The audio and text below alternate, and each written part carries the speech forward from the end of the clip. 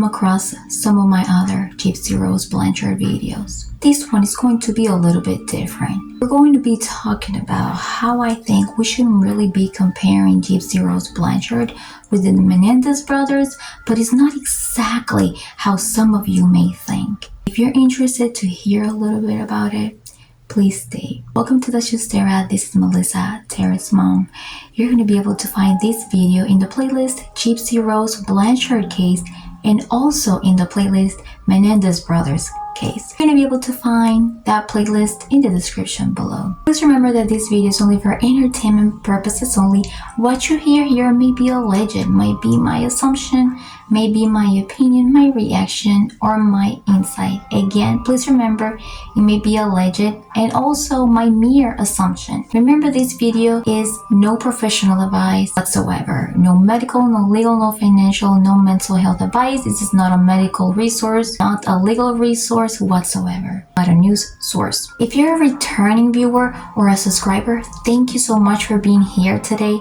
Thank you for 1,000 subscribers. I am very, very appreciative of you. We all have the right to our own opinion, and I am very respectful of others' opinions. Also, I'm also very grateful that I have this platform in which I can use to express my very own and allow others to see what that is.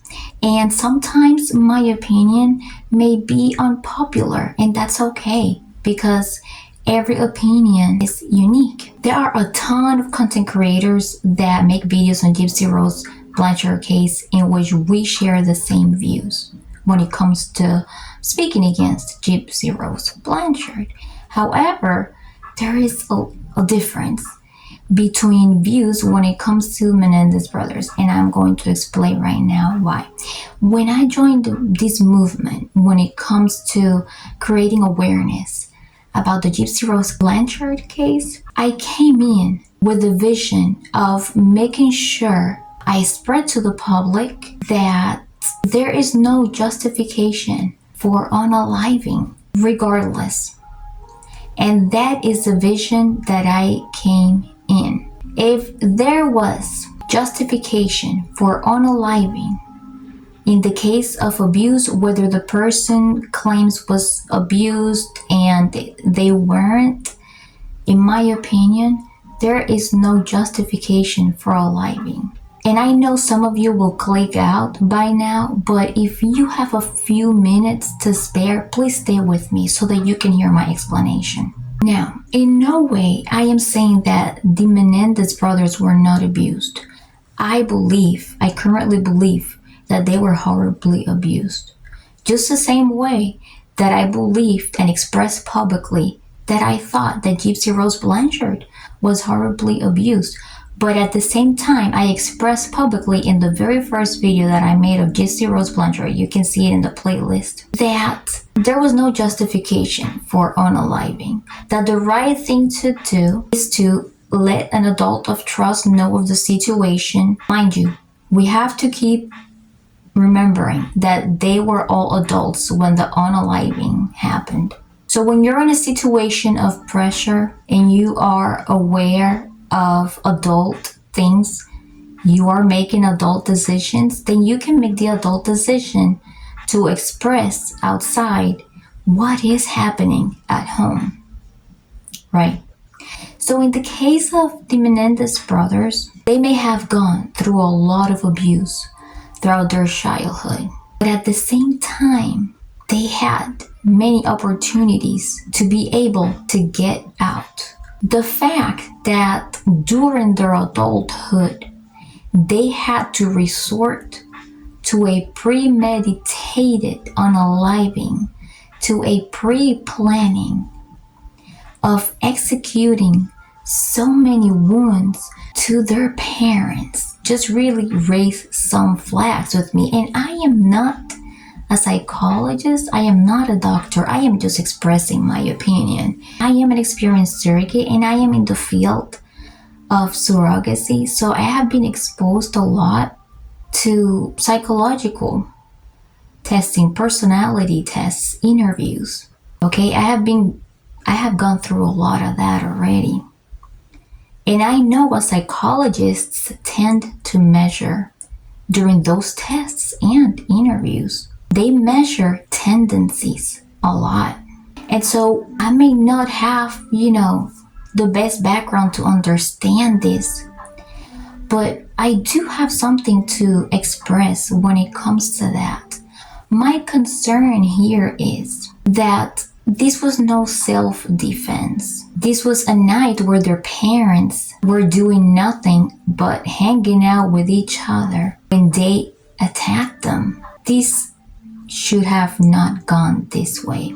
And let's say that they were in a state of desperation. Even if they were in a state of desperation, a normal person with no genetical, psychological, possible predispositions would not often resort or think about or have thoughts of unaliving to be able to get out of imminent danger. A normal person would, by instinct, want to help. Unless they were being attacked at the moment or unless they were attempting against their life at the moment, then we would say self-defense. That's just my crazy wild opinion, right? So being that the Menendez brothers are a very high-profile case whose most recent documentary on Netflix blew up, called the attention so much, including the attention of the LA District Attorney George Gascon for some, in my opinion, vague reasons. This puts other prisoners that were actual victims of abuse that either unalived or committed some sort of battery or assault in a position where they have no hopes of getting out, right? Because they are no high profile, because nobody cares about their cases. So what are we going to do about that? That's one thing that put some minds to concern mode, right?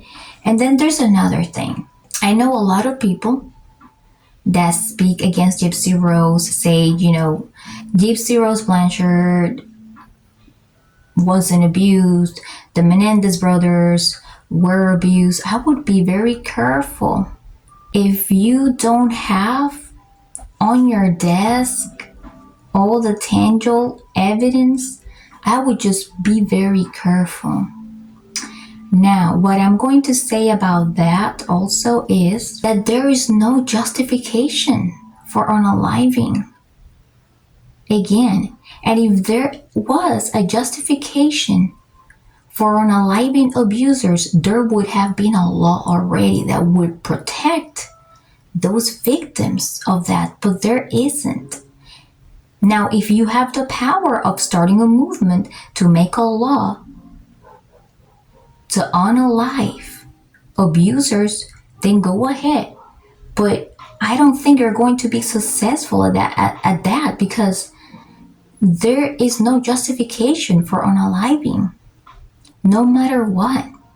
Now, my concern here is also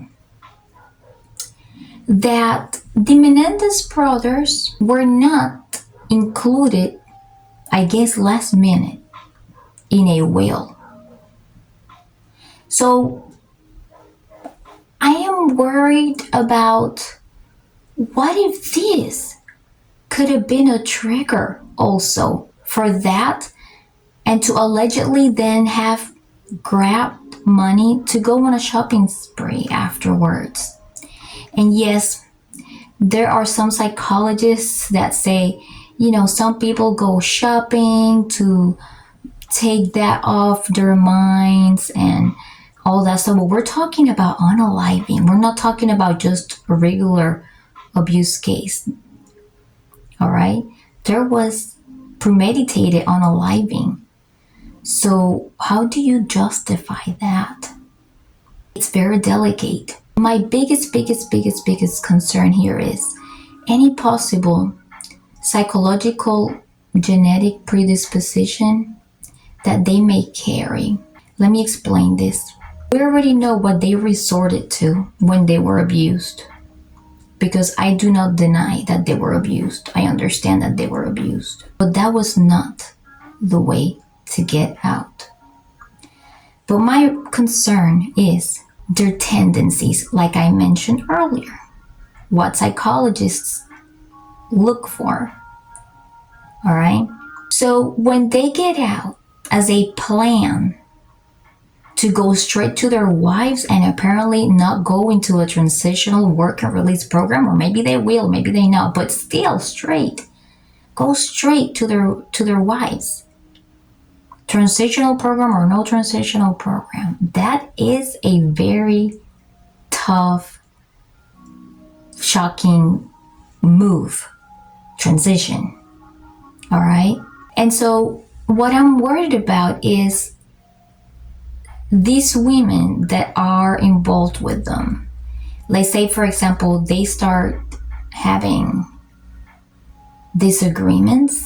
Let's say there may have financial disagreements, and we already know that the brothers allegedly may be driven by money because they were surrounded by money from when they were little. Money, in my opinion, was something driven by the unaliving as well. Remember the will? And remember the money that allegedly they took to go on a shopping spree. So what if time goes by, and I understand that a lot of people trust them and everything, which I find mind-boggling.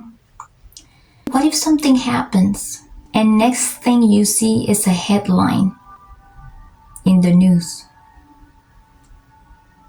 right? And I know what you're thinking. The Menendez brothers did great behavior in prison. They worked on a lot of projects. They advocated and everything. But we're talking about two individuals that were monitored the whole entire time. Once you get out, it's completely different. You can't do anything while you're in prison like that, you know? They're gonna go straight to their wives,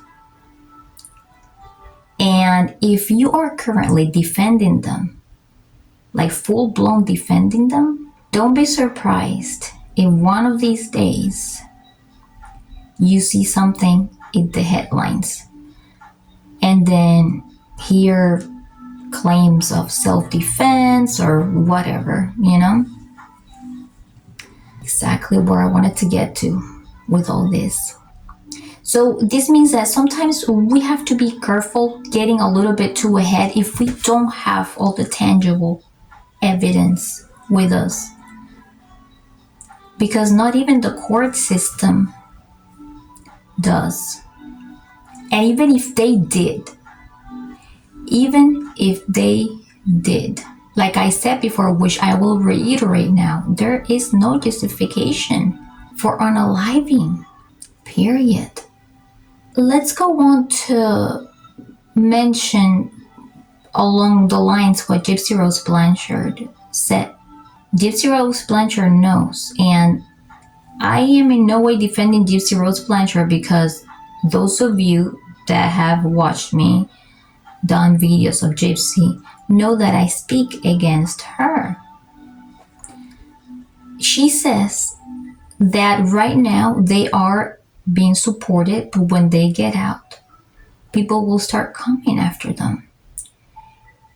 I disagree with Gypsy Rose Blanchard on a lot of things, but this is one of the things that I will agree with her. I do not defend her whatsoever. But it's not the same them being in prison where everybody else around is safe and not being able to be touched by them. But they get out, people are going to start panicking. People are going to start pulling stuff from the past. People are going to start changing their minds. Even if you see a bright, positive beginning, just like how you saw with Gypsy Rose Blanchard, people are going to start pulling stuff. And a lot of people are gonna turn their backs on them. And if they mess up, then they're gonna look like clowns. So I would be very careful, very, very careful when it comes to defending somebody that previously had life without parole. I know that this is a very divisive case, and I hope that you don't feel upset right now with my opinion or extremely disappointed, because I already have, my videos on Gypsy Rose Blanchard. But the point is, there is no justification of unaliving when it comes to abuse. There is a way out. And once you're an adult, especially being an adult, you could resort to law enforcement instead of premeditating such a brutal unaliving. And that's all I have to say. I want to say thank you so much for being here with me.